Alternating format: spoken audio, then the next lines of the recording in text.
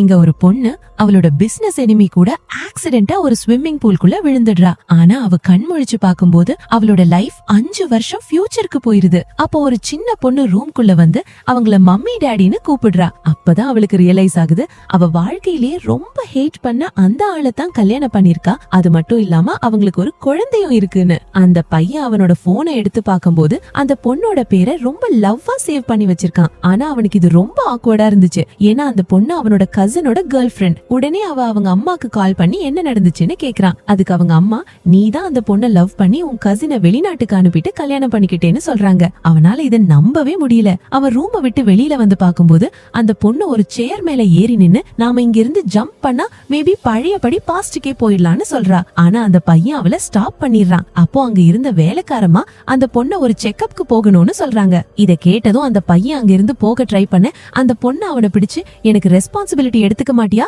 இல்லனா உன் ரெப்யூட்டேஷனை டேமேஜ் பண்ணிடுவேன்னு மிரட்டுறா. வேற வழி இல்லாம அந்த பையனும் அவ கூட போறான். ஆனா அவங்க போறது ஒரு பெட் ஹாஸ்பிட்டலுக்கு. அப்பதான் தெரிய வருது அவங்க ஒரு பூனைய வளர்க்கறாங்கன்னு. அங்க இருந்த டாக்டர் அவங்களோட பழைய கிளாஸ்மேட். அவன் உங்க வெட்டிங்க்கு வர முடியலன்னு ஃபீல் பண்ணி சொல்றான். எல்லாம் உண்மைதான்னு தெரிஞ்சதும் அந்த பையன் அந்த பொண்ணு கிட்ட, உன்னை கல்யாணம் பண்றது என்னோட இன்டென்ஷனே இல்லன்னு சொல்றான்.